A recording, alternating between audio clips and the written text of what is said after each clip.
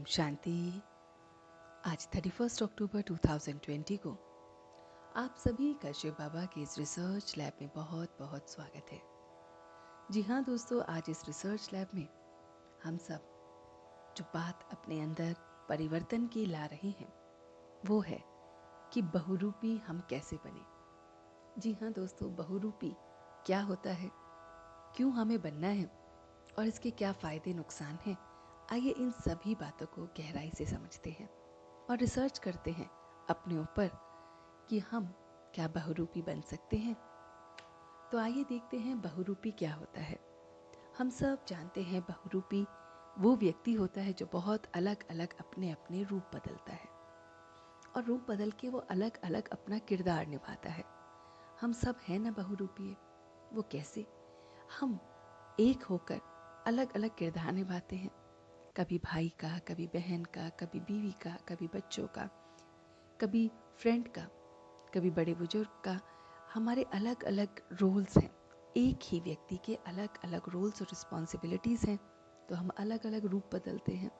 एक समय में मैं बहन भी हूँ, दूसरे समय में मैं पति भी हूँ, दूसरे समय में मैं दोस्त भी हूँ।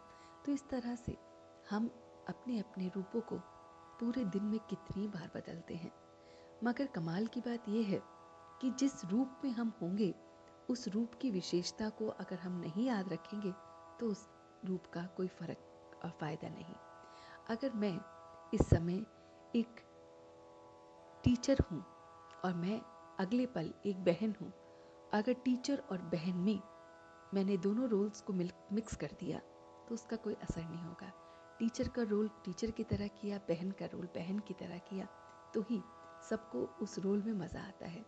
तो इसका अर्थ ये है कि हम सब बहुरूपिया तो हैं, है ना, अलग अलग रूप रखते हैं। मगर अब जो बात समझने की है वो ये है कि हमें बहुरूपी बनना है अपनी दो बातों में। पहला, हमें रूप बदलना है और देखना है कि ये जो मैंने ड्रेस पहनी है वो कौन सी पहनी है, अब दूसरे रूप के लिए कौन सी ड्रेस पहननी है।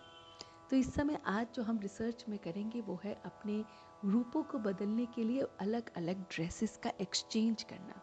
क्योंकि जब हम ड्रेस पहन लेते हैं फिर उसका किरदार हम निभाने लगते हैं।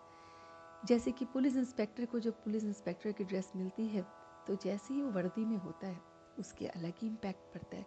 एक डॉक्टर है, जब वो डॉक्टर की ड्रेस पहन लेता है तो वो एक अलग ही तरह से व्यक्ति दिखता है, और अब वो अगर अपनी ड्रेस को उतारता है तो वो नॉर्मल लगता है।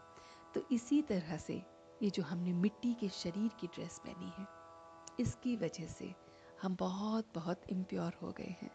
ये जितने भी कारण अगर आप देखो, जो भी आपके शारीरिक, मानसिक, सोशल या वर्क प्लेस से रिलेटेड जो भी अशांति के कारण हैं, उसका मुख्य कारण ये मिट्टी की ड्रेस है।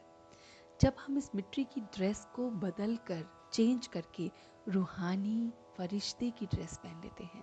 जी हाँ दोस्तों, जब अपना इस रूप को बहुरूपी रूप में एक फरिश्ते के रूप में आ जाते हैं तो ये जो ड्रेस है ये हमें माया प्रूफ रखती है।